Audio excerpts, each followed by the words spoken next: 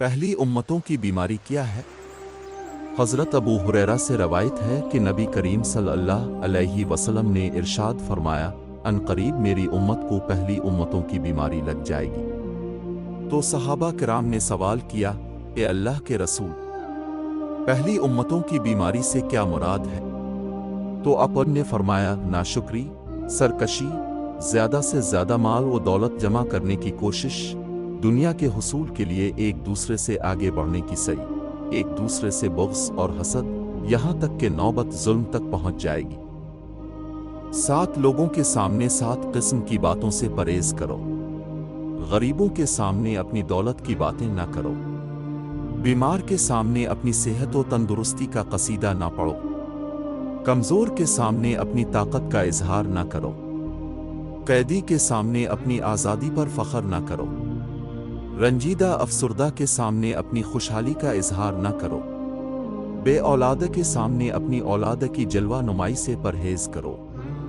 यतीम के सामने अपने माँ बाप की गुफ्तगू से गुरेज करो। जितने सजदे जवानी में कर सकते हो कर लो, क्योंकि मैंने बुढ़ापे में लोगों को अक्सर सजदे के बगैर नमाज पढ़ते देखा है।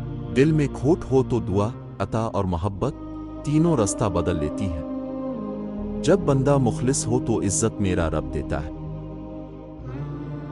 कितनी हिम्मत होती है, सुनने वालों में कितना इख्तियार होता है, बोलने वालों का और कितनी बेबसी होती है सहने वालों की। समंदर का पूरा पानी कश्ती को नहीं डुबो सकता जब तक कि कश्ती में दाखिल ना हो जाए। इसी तरह पूरी दुनिया की बुराई आपको नुकसान नहीं दे सकती जब तक कि आपके ज़हन और रूह पर अपना असर ना जमा दे। मेरे हजरत फरमाया करते थे, बच्चा जब फरमाइश करे, कोई चीज मांगे, अगर वो चीज देना है तो फौरन दे दो। अगर वो चीज देने के काबिल है और बच्चे के लिए मुफीद भी है तो दे दो। देर मत करो, बच्चे को सदी मत बनने दो। और किसी वजह से अपने इनकार कर दिया तो इनकार पर जमे रहूं, कायम रहूं। अब अगर वो लाख कोशिश करे, वो चीज मत दो। इस तरह आपका बच्चा जिद्दी नहीं बनेगा। और अगर गलत तरीके से, गलत तरबियत से बच्चे को अपने सदी बना दिया तो जिंदगी भर के लिए मुसीबत हो जाएगी।